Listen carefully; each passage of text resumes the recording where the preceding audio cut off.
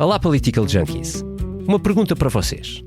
O que é que um presidente de um clube de futebol costuma dizer quando as coisas começam a correr mal e os sócios já pedem a cabeça do treinador?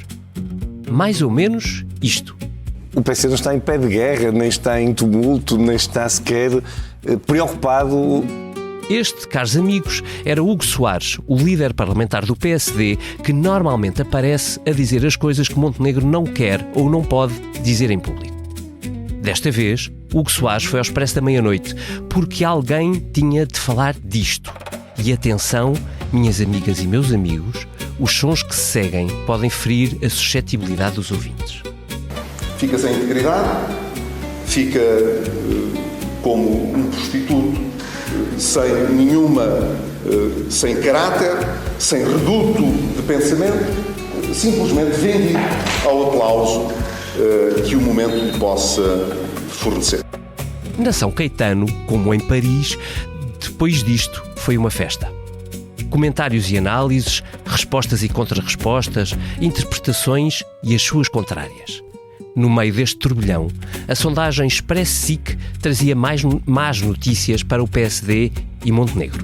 E nem os militantes do PSD fizeram a guarda de honra. Nas diretas, a que concorreu sozinho, para a liderança do partido, Montenegro bateu um recorde negativo. Nunca tão pouca gente tinha aparecido a votar. Mas calma que o Luís quer trabalhar. E ainda tinha uma coisinha a dizer. Eu quero aqui dizer que, como Presidente do PSD, estou naturalmente muito orgulhoso por termos neste momento um governo sob a nossa direção e responsabilidade, que é o governo mais reformista dos últimos 30 anos em Portugal. Desde 1996, portanto, que Montenegro não vê um governo que tenha feito mais reformas do que ele. Nem Barroso, nem Passos, portanto. Como é que dizia mesmo o Hugo Soares? Eu, talvez se tivesse alguma divergência com alguém interna no partido, como de resto já aconteceu no passado, preferiria fazê-lo no local próprio. Acho que é assim que deve ser. Não há tumulto nem guerra no PSD. Lá está. Certinho como 2 e 2 serem 5. Não é? Sejam bem-vindos à Comissão Política, que volta esta semana a um tema velho. É que desde fevereiro que vamos ouvindo Pedro Passos Coelho criticar Montenegro e Montenegro a responder direta ou indiretamente a Passos. Para nos ajudar a perceber Passos, convidei Pedro Gomes Sanches, que foi militante do CDS, é cronista do Expresso, comentador da SIC e não tem nenhum pudor em dizer-se seguidor de Pedro Passos Coelho. Olá, Pedro. Podemos chamar-te passista? Podem à vontade. Olá, muito obrigado pelo convite. É um gosto estar aqui. É um gosto Sou imenso ter-te por cá. Frequente e, portanto, muito obrigado pelo convite. Podem chamar passista. Eu sou muito pouco gregário politicamente. Estava só a meter-me contigo. Não, sou muito pouco gregário politicamente, mas deste ponto de vista, acho que sim, acho que podes. Posso explicar o que é que eu entendo por isso? Já lá vamos. Vamos a isso. É porque ainda tenho que apresentar o Paulo Baldaia, que regressa a esta casa, é também analista do Expresso e da SIC e tem pouco mais, aliás, tem pouco ou nada, assim é que é, de passista. Olá, Paulo, obrigado por aqui voltares. Pois eu só sou portista mesmo. E falando em portista, claro que, ainda que na ausência da nossa Eunice Lourenço, temos connosco o comissário residente, o meu amigo Vítor Matos, que fez anos na semana passada. Parabéns. Olá, Matos, parabéns para ti. Olá, Political Junkies, e olá aos Political Junkies aqui ao pé. Ora lá a todos. Olá, eu sou o José Maria Pimentel e sou autor do podcast 45 Graus. No 45 Graus trago para o microfone especialistas e pessoas com ideias que vale mesmo a pena ouvir, sobre temas como ciência, economia, política, filosofia ou sociedade. Sempre de forma descontraída e com tempo para conversar. É um espaço para aprender e pensar sobre o mundo de forma mais crítica. Novos episódios a cada 15 dias. Procure 45 Graus em qualquer aplicação de podcast. Vamos então começar. Pedro Gomes Sanches, desde fevereiro, dizia eu, que Pedro Passos Coelho anda a puxar as orelhas a Luís Montenegro. Tu chamarias a isto azedume como Pedro Duarte? Achas que ele devia ir ao Congresso do PSD como sugeriu o Hugo Soares? São essas as perguntas. São as primeiras. Não acho nada. Não acho nada que seja azedume. Não acho nada que ele tenha de fazer o que dentro do PSD lhe dizem que ele deve fazer. Pedro Passos Coelho é um homem livre, é um homem com capital político, experiência governativa, muito peculiar, e com capital moral, que não é coisa que nos dias de hoje, em matéria política, seja qualquer coisa que seja desprezível. E, portanto, como homem livre, como alguém com estes capitais, com um olhar crítico para a governação, com um olhar preocupado com o país. Aliás, Pedro Passos Coelho só tem uma lealdade política superior à lealdade que o vincula ao PSD.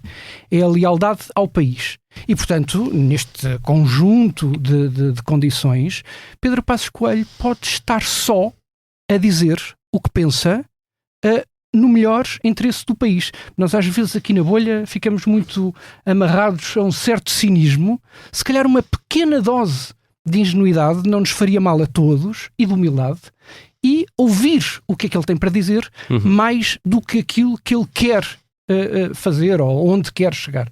Eu não quero ir à prostituição, porque vamos entrar aqui na discussão. Podes passar por lá, porque vamos entrar provavelmente naquela discussão de se ele disse para Montenegro, se não disse para Montenegro, enfim, talvez não seja superlativo, diria eu, mas eu gostava de te ouvir sobre a essência daquilo que Pedro Passos Coelho há 3 meses, pelo menos, para não dizer há mais, está a dizer do governo atual. E isso é indiscutivelmente sobre o governo atual. É que ele não é reformista.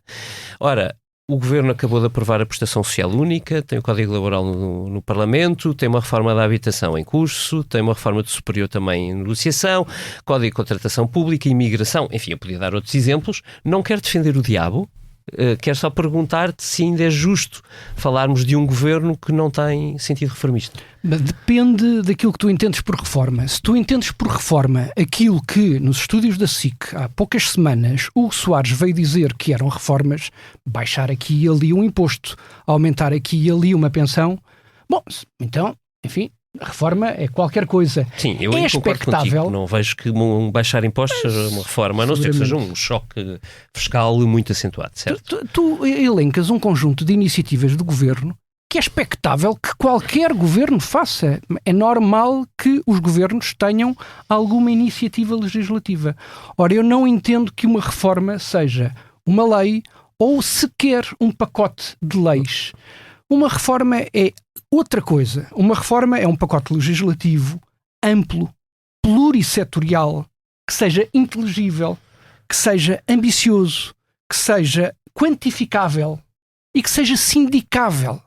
Ou seja, o que eu quero dizer, e posso ir a outros exemplos, aqui está tudo no papel, mas pegando naquilo que está aqui mais em cima da mesa hoje na discussão política, que tem a ver com o pacote laboral, a competitividade e a produtividade é ou não é um problema na sociedade portuguesa e na economia portuguesa? E se entendemos que é, também devemos perceber que é um problema que tem que ter respostas multidimensionais. Não é a alteração de uma lei que resolve o problema. Eu considero este pacote, enfim, esta legislação laboral imperfeita e incompleta. Porquê? Porque nós, deste ponto de vista, temos problemas na investigação e desenvolvimento, no investimento que fazemos em investigação e desenvolvimento, na inovação, portanto, associado a isto, na justiça, designadamente no estrangulamento em segunda instância em tribunais administrativos e fiscais. Temos problemas no mercado de trabalho, seguramente. Temos problemas também na fiscalidade. Nós temos um tax wedge muito, enfim, não muito superior, mas superior à média dos países da OCDE, tornando muito ineficaz o esforço salarial. Portanto, há aqui um conjunto de coisas multidimensionais, como digo, que precisam de resposta. Portanto, tu achas o governo pouco corajoso, é isso que queres dizer? Muito pouco corajoso e achas que isso decorre... Mas pior do que coragem. Falta de visão. Ou seja, um governo que é de facto reformista apresenta os problemas que a economia e a sociedade têm para debelar e apresenta um pacote muito amplo de medidas para os resolver ou mitigar naquilo que não pode ser resolvido. Não é o caso. O que nós temos é uma sucessão de pequenas iniciativas legislativas e também por força disso normalmente condenadas ao fracasso, sem que haja aqui a capacidade do povo português perceber, ok, muito bem, nós estamos nesta posição no ranking da produtividade e queremos subir 2 lugares em 5 anos, 3 lugares, 10 lugares, na competitividade igual. Não há aqui uma ambição. Tu achas que essa falta de ambição ou de coragem, e eu tenho que ir a seguir ouvir o Paulo, portanto pedi-te aqui uma resposta mais sucinta, decorre do facto de não ter maioria, ou de não ter querido fazer uma maioria com o Chega, ou com o PS, por maioria de razão também podia ser? David, as circunstâncias parlamentares, outros tiveram-nas semelhantes. Enfim, semelhantes não, porque nós estamos a viver um tempo novo do ponto de vista do sistema político. Sim, Chega no LCDS. Nós temos isto tripartido, sem vasos comunicantes praticamente, entre os 3 blocos, ou muito exíguos, ou sempre muito suscetíveis a avaliações morais. A verdade é que temos aqui assim um impasse que não é só governativo, é também um impasse de sistema, designadamente na eleição, para os órgãos externos, a que as pessoas normalmente dão pouca importância, mas que é muito importante do ponto de vista da robustez das instituições e da qualidade da democracia. Mas a circunstância presente não deve ser motivo para que o governo se entrincheire e esteja a ver inimigos em todo o lado. Deve ser um impulso para que tenha coragem e para que apresente as suas ideias. E depois, no tempo próprio, seja agora ou seja daqui a 3 anos, o eleitorado avaliará essa coragem, essa determinação. Mais vale, só para concluir, mais vale perder tentando fazer bem do que querer conservar sem ousar fazer o que quer que seja. Paulo, tu achas que esta tensão toda, ou esta preocupação toda com Luís Montenegro e da sua equipa com Pedro Passos Coelho é justificada? Ou seja, não se vê no horizonte um observador que veja de fora e que não esteja como nós habituado às lides políticas, não verá à primeira vista que Pedro Passos Coelho representa uma ameaça direta, no sentido que Pedro Passos Coelho não se atravessa numa passadeira para atropelar Luís Montenegro, quer dizer, não o desafia, não vai às diretas. Vai atropelando devagarinho, não é? Conta-me. Com as bicicletas, vai passando com a bicicleta por cima. Na verdade, a comunicação social dá uma grande atenção a tudo o que Passos Coelho diz sobre o governo. E bem ou portanto, mal? Eu acho que é exagerado, muito honestamente, e já lá vou explicar porquê. Porque eu não vejo, eu percebo a questão da moralidade, mas não sei para que é que serve exatamente. Desculpa lá, Paulo, isto pede aquela velha anedota que é o Passos Coelho vai guiar um caminhão e atropela uma pessoa, faz tum-dum, diz: o que é isto? Tum-dum, é o Montenegro, tum-dum. E pronto. E anda nisto.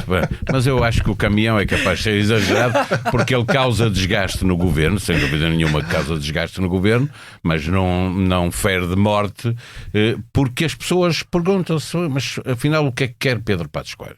O que é que ele quer? Ele tem algum projeto para o país? Se tem, ele fala muito de reformas. Eu não conheço uma, desde que ele começou este ataque ao governo do partido dele, eu não conheço uma reforma que ele tivesse vindo explicar. Não tens ouvido, Paulo. Não tens ouvido. Diz-me lá. Olha, por exemplo, na Segurança Social. A Segurança Social tem um problema gravíssimo de sustentabilidade e ele tem alertado muito insistentemente para a necessidade de fazer. Alertado até eu. Eu estou a dizer apresentar uma reforma, dizer isto deve ser, se ele entende que é preciso reformar o país, diga em que áreas e diga de que forma é que é preciso fazer. Porque eu aí cito o Cisaveira, porque eu acho que a frase dele também dava para pôr numa t-shirt, que é: Pedro Passos Coelho transformou-se em fazedor de frases que dá para pôr nas t-shirts. Para passarmos todos o verão, esta do prostituto, com certeza que vai mesmo aparecer numa t-shirt. Eu acho que é preciso dar consequência às coisas. Alguém que foi primeiro-ministro, foi líder de um partido, está tão empenhado, atenção, não está empenhado em que, ou apenas, vou dizer assim, em que as coisas aconteçam de modo a que o país fique melhor. Ele está empenhado em marcar em cima Luís Montenegro. E esta última as críticas que foram feitas a Montenegro são um tiro no pé de Pedro Passos Coelho, porque aquilo que ele está a fazer é dizer, é permitir que Pedro Duarte diga, e as pessoas entendam que Pedro Duarte se calhar tem razão, o ex-primeiro-ministro Pedro Passos Coelho está com azedume em relação ao facto de ter visto passar o tempo dele. Ele percebeu, ele queria ser legitimamente. Ele tem uma ideia para o país, ele acha que é a pessoa mais capaz para fazer essa transformação do país. Obviamente que uma parte muito significativa do país não pensa como ele e, portanto, entendeu que não lhe renovar uma maioria em 2015 para ele fazer isso, e a seguir não apareceu o diabo nenhum. Ele teve maioria em 2015. Teve maioria. A maioria. Ficou em primeiro lugar das eleições. Maioria absoluta. Ele ficou em primeiro lugar das eleições. Ganhou as eleições. Sim, ele e o CDS ganharam as eleições juntos.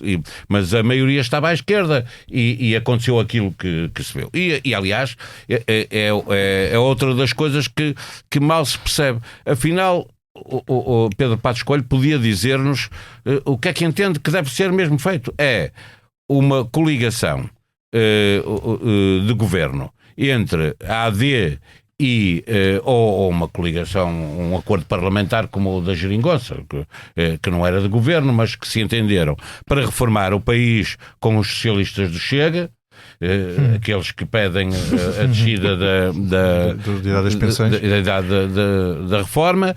O que é que ele pretende? Porque aquilo que Pedro Passos Coelho está a fazer eu vou dizer apenas, e o apenas é muito importante, desgastar o governo de Luís Montenegro.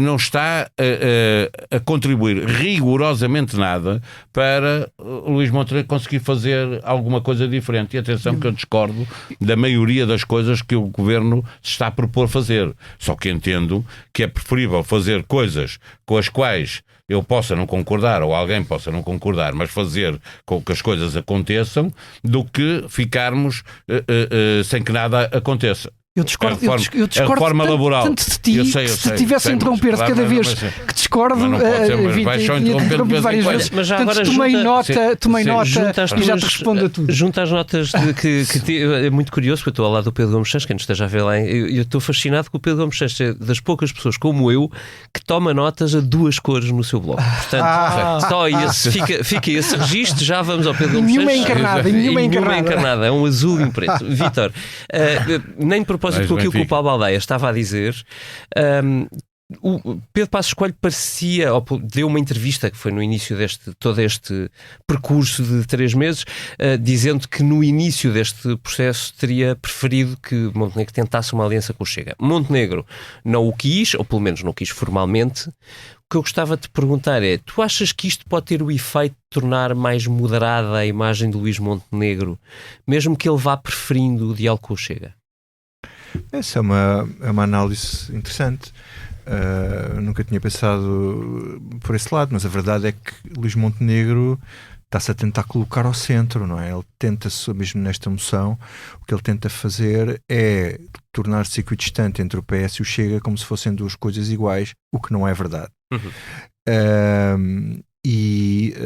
Pedro Passos Coelho, ao tomar essa posição, que é contraditória com esta declaração que ele fez, eu já lá vou, se não te importas, eu não sei se queres ir mesmo exatamente à frase da prostituição, ainda vais, mas eu... Podes ir, lanças a discussão por causa disto. Tem uns minutos para responder. Porque, na verdade, eu tenho todas as dúvidas e do ponto de vista empírico, tudo o que aconteceu vai ao contrário do que disse Pedro Passos Coelho, porque houve 2 momentos na história recente em que se percebeu o que era o efeito do Chega. Foi quando Rui Rio não fechou completamente a porta e António Costa teve maioria absoluta, cavalgando isso durante a última semana da campanha eleitoral, e os 2/3 de votação em António José Seguro. Ora, eu, enfim, já fiz previsões algo erradas neste programa. Não vamos falar disso. Não vamos. Levaram a oferecer um magnífico jantar aos meus colegas. Olha, correu muito bem. O jantar. Não, até não correu mal, quer dizer, não para a aposta do Vítor, mas não se pode dizer que para a saúde do regime a aposta. A verdade é que eu tenho sérias dúvidas que o ticket, um eventual ticket, seja coligação, seja em não existência de linhas vermelhas entre Passos Coelho e André Ventura, seja algo que funcione eleitoralmente e, eventualmente, aquilo que eu penso que é mais previsível é um arregimentar de votos à esquerda, não é à esquerda, é ao centro-esquerda, e fazer engordar o PS e dificultar uma vitória do PSD. Esse é um ponto interessante. Onde é possível que eu acho que a direita tenha a maioria, com a Iniciativa Liberal, Chega conjugado com o PSD, mas acho que não soma, acho que subtrai. Mas isso é outra conversa. A questão é que precisa de ganhar primeiro o PSD, não ganha PSD nenhum. Sim, mas isso já vamos. Eu acho que o PS só cresce se a direita se unir. Um dia que a direita se une ao PS, torna-se outra vez uma alternativa viável. E precisa disso. Agora não é o líder de turno que vai defender isso, porque vai ter um governo que vai cair no dia seguinte ou que vai cair em breve. Portanto, é alguém que tem que estar a pensar a médio prazo. Portanto, eu acho que neste cenário, a existência deste cenário, que implica é se houver um governo que meta o Chega, que eu acho que seria um governo absolutamente instável, o próximo líder do PS, este ou o próximo, isto nunca se sabe, teria grandes oportunidades e seria a forma do PS voltar a ser relevante. Mas voltando a Pedro Passos Coelho, porque é que eu acho que esta declaração é absolutamente contraditória com aquilo que ele diz? Primeiro porque ele acusa, e eu acho que ele está a falar de Luís Montenegro, porque nós olhamos para isto e percebemos que ele está, quer dizer, toda a crítica que tem sido feita a Luís Montenegro é uma espécie de cheguização do PSD, uma aproximação do Chega para se sobrepor ao partido de maneira a não perder eleitorado. E isto é muito visível, sobretudo nas leis da imigração. Que o próprio Passos... E numa certa linguagem. Ou seja, o PSD mimetizou o Chega naquilo em que Pedro Passos Coelho concorda. Então onde é que está aqui o postiço que fica sem integridade e um prostituto sem caráter? Pronto, esta é a primeira contradição, aquilo que me parece uma contradição. Há quem diga, deixa-me fazer um parênteses muito rápido, que está tão farto de falar de Montenegro, Passos Coelho, que resolveu ter saudades de António Costa e aquilo era para o António Costa. Mas isto não faz sentido nenhum para o António Costa, quer dizer, o que o António Costa fez... Sim, mas eu vou discordar do Pedro Gomes Santos antes dele discordar de mim. Antes dele discordar de mim. É que o António Costa teve medidas que foram populares, mas não são medidas populistas. Temos que saber distinguir aqui o que é querer ser popular do ser populista, que não é a mesma coisa. Distribuir dinheiro depois do verão. Não é a mesma coisa. E Luís Montenegro tem sido igualmente, tem feito exatamente a mesma coisa. Mas isto não é. Uma coisa é que temos que perceber que a tentativa de ser popular não é a mesma coisa que ser populista. E temos que distinguir bem o que é que são as duas coisas. O populista exigia a gente agora estar a fazer a final da taça para premiar os médicos. Isso não é populista. Se quiseres que eu. Sim, mas a crítica de populismo a Montenegro é justa. Pronto. Certo? Então estamos na mesma coisa. Então se são iguais, é uma crítica também a Montenegro. Agora, a questão é ele estar ao lado de estar a fazer a declaração depois de ter sido fotografado ou de se permitir fotografar ao lado de André Ventura, ele que tem uma atitude de certa vassalagem. Essa coisa dos filhos é uma coisa completamente fora de realidade, que eu acho uma coisa esquisitíssima. Depois o Ventura com aquela atitude de aluno júnior, quer dizer, ele é professor doutor, quer dizer, não, nada daquilo encaixa. Mas essa imagem é muito no perfil de liderança que Ventura quer projetar. Quando aparece ao lado de Pedro Passos Coelho, parece que fica muito nervoso e nem sequer consegue dizer uma coisa mesmo com outra. Bom, e não tem a voz do Passos Coelho que lhe diz sim, falta ritmo, falta muito ritmo. Só falta eu dizer que falta ritmo porque o Ventura não aprova as medidas do governo. Acho que é um bocado a falta de ritmo, a culpa é essa, não é? Porque, bom, mesmo sendo devagar para o ritmo de Passos, no diálogo, mesmo sendo devagar ao ritmo do Luís Montenegro, quer dizer, o ritmo ainda é mais lento por causa do Ventura não lhe aprovar as coisas. Agora, se os políticos são postiços porque imitam os populistas genuínos, e se são prostitutos por isso, é porque há uma transação imoral. Mas se há essa transação imoral, é porque a imoralidade está do lado dos políticos populistas. Ora, se os políticos populistas são imorais, eu não consigo entender a ideia do PSD se poder entender com eles. que é aquilo que Pedro Passos Coelho defende e tem dito. Excelente testemunho para passarmos ao Pedro Gomes Sanches. Então, várias coisas. Bem, primeiro, respondendo aqui assim ao Paulo, a ideia de que Pedro Passos Coelho não sabe ao que vem, sabe muito bem ao que vem, tem falado insistentemente... Eu não disse que ele não sabia, disse é que os portugueses não sabiam. Se calhar só ouvem aquelas expressões que fazem manchete e que funcionam muito bem e que nos têm ocupado até aqui nesta conversa do prostituto, se era do Montenegro ou se era daquele de quem ele estava a falar. O que Pedro Passos Coelho tem feito nestes últimos meses é falar sobre competitividade e produtividade, é falar sobre segurança social, é falar sobre a reforma do Estado, que são coisas absolutamente essenciais, e não tem falado só enunciando isto como um problema. Tem falado sobre isto, enunciando isto como um problema e apontando algumas pistas, designadamente o tipo de investimento, o investimento estrangeiro que nós conseguimos captar, as condições que temos para o conseguir ou não fazer. Portanto, a alternativa a isto, para ir absolutamente ao encontro da tua crítica, só se Pedro Passos Coelho apresentasse um programa de governo, e Pedro Passos Coelho não é um político no ativo. Ponto 1. Ponto 2. A ideia, só para derrogar aqui a ideia de que em 2015... Não é um político no ativo, mas é um político muito ativo. Muito ativo, os militares. Isso é verdade. Os militares no ativo, os militares no ativo são muito reservados, os militares na reserva são muito ativos. É um político, ele já o assumiu, aliás assumiu de forma absolutamente taxativa na entrevista que deu ao Eco aqui há uns meses, e é um político e nessa circunstância está de facto bastante ativo, mas não está no ativo. Só também para arrumar aqui aquela questão de 2015, a ideia de que a PAF na altura não teve maioria, porque havia uma maioria de esquerda. É bom dizer que essa maioria de esquerda, assumindo isso como válido, é uma maioria que junta os moderados do PS e os extremistas do Partido Comunista e do Bloco de Esquerda, que são contra a NATO, que são contra a União Europeia, que são contra o euro. Isso não teve nenhum reflexo na governação, pelo contrário. É certo. Foi a grande habilidade de António Costa, foi fazer exatamente o contrário que eles defendiam ao lado de toda a governação. Essa disponibilidade para o indulto à esquerda é uma disponibilidade que a generalidade da bolha não tem relativamente à direita. E isto leva-me ao terceiro ponto. O Pedro Passos Coelho não defende uma coligação do PS com o Chega. Insisto, Pedro Passos Coelho o que diz é que essa aproximação deve ser testada em torno de ideias de governo.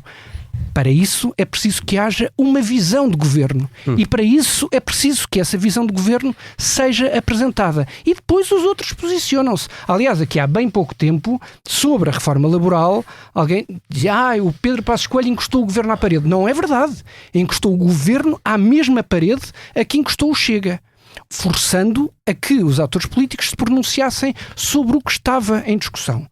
Há um quarto ponto que eu queria deixar aqui, porque me parece muito importante, sobre Pedro Passos Coelho, e agora nem sequer vou entrar em grandes considerações sobre o peso eleitoral, que eu sei que é normalmente o tipo de coisas que excita a discussão política. Pedro Passos Coelho é alguém que tem uma proposta. E o eleitorado, se isso se viesse a proporcionar, pronunciar-se-ia sobre essa proposta. Mas Pedro Passos Coelho tem aqui uma vantagem, que é o mais federador possível das direitas possíveis.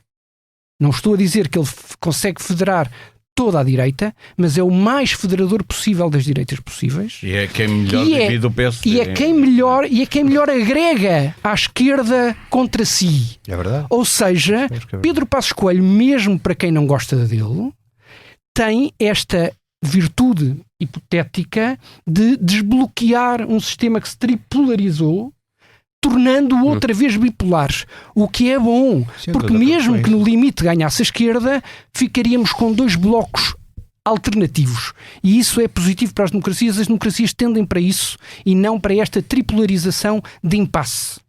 Deixa-me só fazer uma pergunta. Eu não percebi se tu dizes que Montenegro não defendeu um acordo com o Chega? Não percebi. O Passos Coelho. O que Pedro Passos Coelho, de forma muito clara. Não, o que Pedro Passos Coelho defendeu foi que isso devia ser tentado.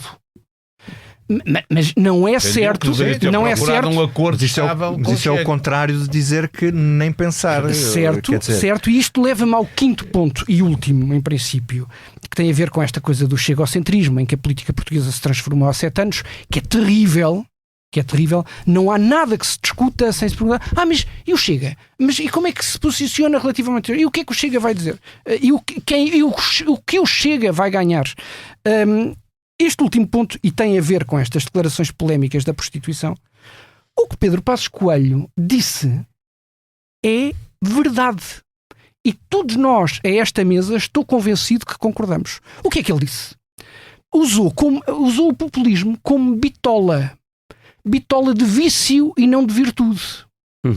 Ou seja, e isto é importante, porque ele estava a falar de populismos, não enaltecendo os populistas de facto e verdadeiros, mas criticando-os. À frente de André Ventura, até todo bandeira. Usando-os como bitola de vício e não de virtude. Segundo ponto. Mas isso era o que eu estava a dizer. Sim, eu acho que isso é contraditório com não é de todo. Depois do que disse foi: os políticos do mainstream, supostamente responsáveis, supostamente não populistas, quando se aproximam do discurso populista, quando se aproximam de uma ação política populista, perdem em duas frentes. Perdem na comparação, porque, enfim, o eleitorado prefere o original do que a cópia, e depois perdem porque, perdendo, perdem a honra, ou seja, perdem o caráter, porque se prostituíram. Enfim, agora vou eu dizer, se ele não o tivesse dito, eu, na avaliação que faria a posteriori daquilo que ele disse, usaria a mesma expressão. Porque se prostituíram, ou seja, venderam-se a troco de algo e depois acabaram por perder. Isso, de facto, o discurso é moral. Portanto, eu acho que desse ponto de vista... Pedro Passos Coelho estava na apresentação de um livro sobre a Constituição e estava a falar longamente, como de resto tem feito. Como fez sempre, ele falou sempre demais. Não. Tem feito. Os malandros dos jornalistas. Estava a falar sobre a Europa. Estava a falar sobre a Europa e sobre a crise das democracias no mundo ocidental e sobre o papel dos políticos nesta crise. Mas temos aqui um especialista que tem estudado muito esta Pedro matéria. Gomes já está a apontar para mim. Verdade. E portanto, se isto é um problema, Pedro Passos Coelho deu resposta a este problema. Quer dizer, não deu uma resposta final, mas tentou ensaiar alguma resposta para este problema. Exemplos destes não faltam por aí fora. Posso dar razão nisso, e eu acho que é importante ressalvar aqui uma frase que Pedro Passos Coelho disse, que eu acho que é, não só concordo com ela, mas que é inteiramente verdade, que é: uma maldição que tomou conta do espaço europeu e também do espaço português é os líderes não quererem desagradar a ninguém, que é uma coisa virtualmente impossível, pelo menos durante muito tempo. E a verdade é que o medo dos populistas levou os partidos, e aqui meto aqui toda a gente no saco, quase, tirando o PCP, porque nunca muda. Sempre foi populista. Que é os partidos, em vez de defenderem aquilo que acham e aquilo em que acreditam, são movidos pelo algoritmo daquilo que acham que as pessoas vão gostar. E isto inverte a essência da democracia, que é os partidos organizarem o pensamento, ajudarem a organizar o pensamento do eleitorado e passarem a organizar-se em função daquilo que podem agradar ao eleitorado. Faça-se aqui alguma justiça ao governo, porque eu não acredito que a reforma da lei, como aliás diz a nossa sondagem, a reforma da lei laboral seja popular. Duvido que a lei de bases da segurança da saúde que vem aí seja popular. Vítor, mas deixa-me lembrar que com o argumento de que a reforma é muito complexa e as pessoas não estão a favor dela, dito por Pedro Duarte e pela ministra, a ministra disse que era muito complexa e o Pedro Duarte disse não é bom ir por aí porque as pessoas não são a favor. O governo meteu a reforma da Segurança Social na gaveta. Eu não estou a dizer que é preciso alguma reforma. Mas nunca disse que ia fazer, estavam só a estudar. Nunca disseram que era para fazer esta legislatura. Até vão receber este mês, em julho. Mesmo a reforma laboral, Luís Montenegro acabou, saiu do Parlamento dizendo que não era o fim do mundo. Exato, e nem sequer não acabava e nem sequer esteve em campanha eleitoral e, no entanto, aí está ela no Parlamento para ser aprovada. E quanto à segurança social, é que nem sequer vão discutir o tema, nem sequer vão levar ao Parlamento. Em bom rigor, nesse caso, ainda bem, porque não estava no programa eleitoral, estava, aliás, explícito que não iriam discutir esta legislatura, portanto, ao menos aí com promessa. Mas há uma coisa interessante para analisar aqui, que é o governo faz as coisas, e eu acho isto sobre tantos aspectos da governação, não para que as coisas sejam feitas, mas para poderem dizer, ou aproveitando a oportunidade que não conseguem fazer, a dizer que nós quisemos fazer, mas não nos deixaram. Que é um argumento eleitoral. Sim. Para fechar, antes de irmos ao que não vos sai da cabeça, quer Passos Coelho, quer Cavaco Silva alertaram já o PSD de que se as coisas seguem assim, o Chega ainda pode ganhar eleições. Vocês fariam a mesma previsão? Pedro Gomes Sanches. Só depois do jogo, como dizia o filósofo aqui do clube dos nossos amigos, prognósticos só depois do jogo. O pior é quando se dá um passo, está à frente do bicho, se dá um passo em frente. É muito curioso que tu tenhas falado em Cavaco Silva, porque Cavaco Silva não suscita esta irritação no PSD. Havia uma nota que eu não queria deixar de dar sobre o PSD, que é uma coisa impressionante. Pessoas da mesma área política do PSD, que durante muitos anos votaram no PSD, ou que não votaram, mas votaram próximo, ou foram simpatizantes da solução do PSD para o governo, que nunca votaram e nunca votarão no PS, que nunca votaram sequer Chega, admoestam o governo dizendo que o caminho se calhar não é bom. E o que é que este partido faz no lugar de incorporar isto, pensar, bem, vamos lá avaliar e o que é que podemos fazer melhor? Não. Entrincheira-se e vêem todas as advertências como deslealdades, todas as críticas como ataques cerrados dos inimigos e tratam pessoas da sua área política como se fossem ataques vindos do PS ou vindos do Chega. E isto primeiro é uma infantilidade. Primeiro é uma infantilidade. Do governo e de Montenegro. Muito obrigado pela sugestão, vamos tomar isso muito em conta. Não é desencadear aqui uma bravata ridícula, digamos, de agora vens aqui a eleições que eu vou antecipar para as diretas. De resto, vê-se este resultado das diretas, e acabo, este resultado das diretas é confrangedor. É o pior resultado de um líder em exercício. Pedro Passos Coelho foi 3 vezes a diretas. O seu pior resultado foi o primeiro, não estava no poder, foi melhor do que este, e a seguir foi sempre a subir. O Vítor, se calhar, terá estes números mais presentes do que eu. Sabes o que é que isto quer dizer? Que o aparelho não precisa de aparecer a votar porque isto está tudo controlado. É uma leitura Os benevolente. caciques não precisam de aparecer a mostrar força porque isto lá em cima está tudo neste controlado. contexto não seria previsível que os caciques fossem mostrar força. Isto é uma ideia de monolitismo total. Aliás, estamos a falar de um partido que tem problemas localizados em Braga, em Espinho. Os caciques nem precisam de se mobilizar para mostrar que têm força. Há uma coisa, e eu termino mesmo, é que eu queria-me afastar ligeiramente desta discussão das tricas e do PSD para uma visão mais sistémica. O PSD anuncia ter 254 mil militantes. Eu não sei se houve aqui alguma recontagem ou se André Ventura ainda está nestes 254 mil militantes. Mas 254 mil militantes, e destes 57 mil militantes têm cotas pagas. Nós em Alvalade, de 15 em 15 dias, temos estas pessoas a pagar mais do que um ano de cotas do PSD. É outro. É um grande espetáculo.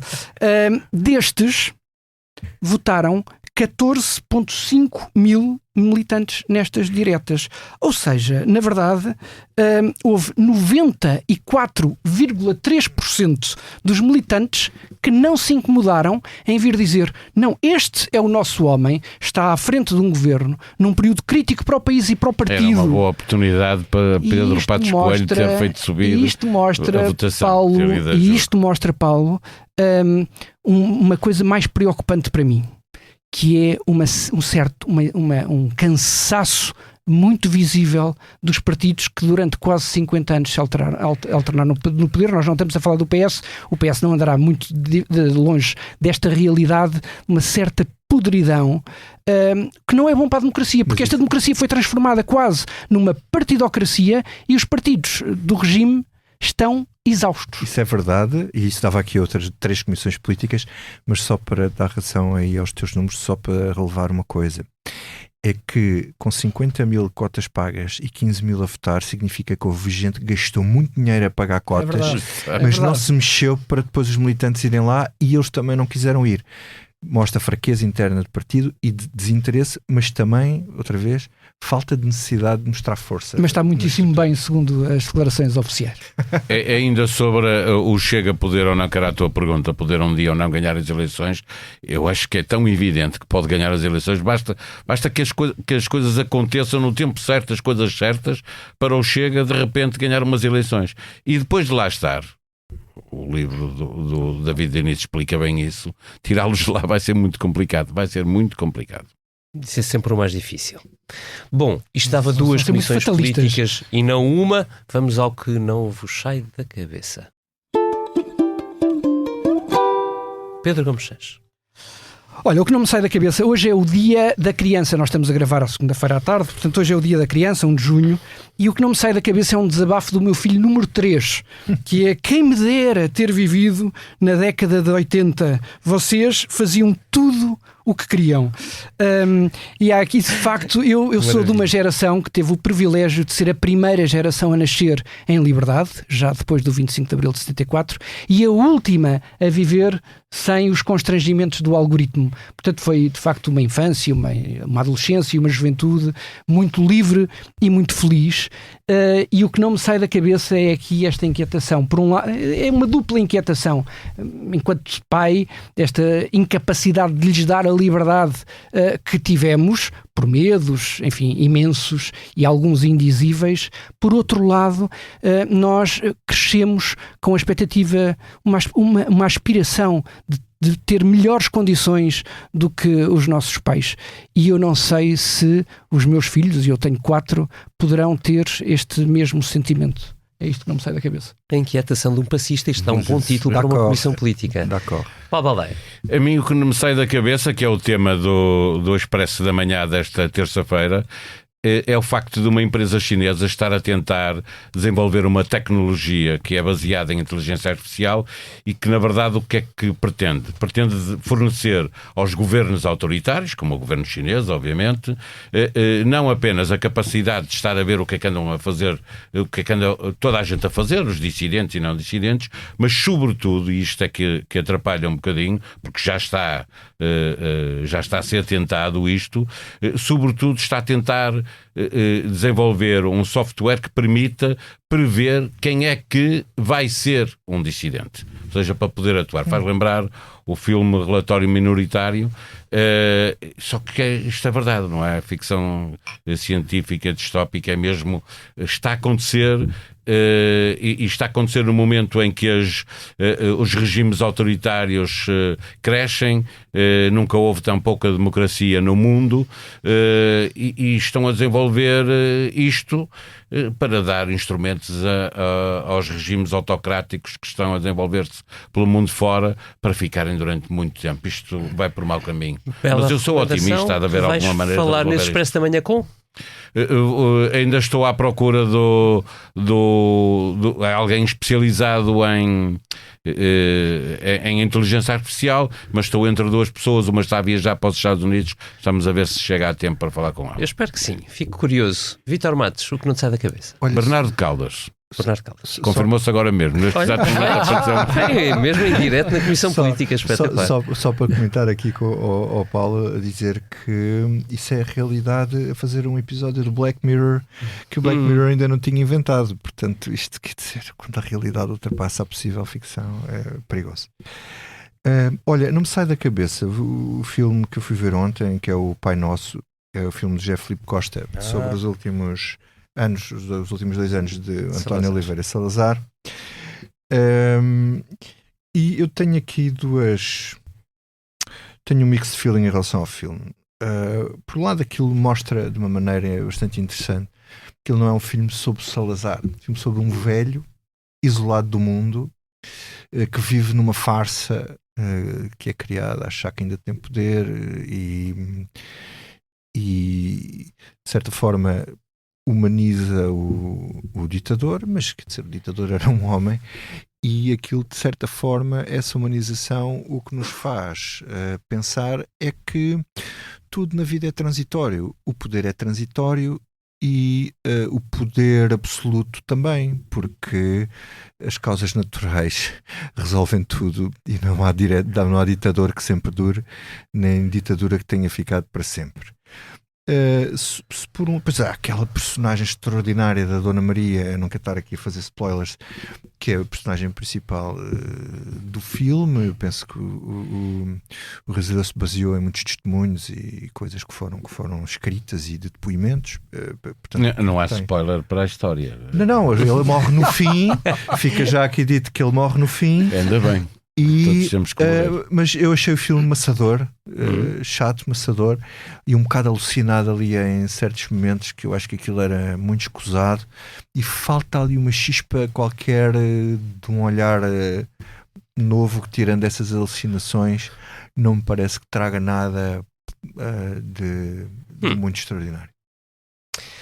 Literalmente, o que não me sai da cabeça é Caetano Veloso, que foi ver a Cascais gritando como podia, sempre pensando que gente como aquela é eterna e não pode haver últimos concertos deles em parte alguma, mas também não me sai da cabeça isto. No próximo domingo vou estar na Feira do Livro de Lisboa a apresentar uma nova editora, mas é uma editora muito especial.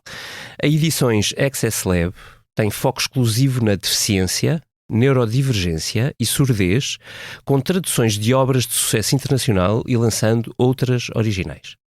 É uma editora que quer despertar-nos para a necessidade de inclusão no mercado, que tem enorme escassez de conteúdos para estas pessoas.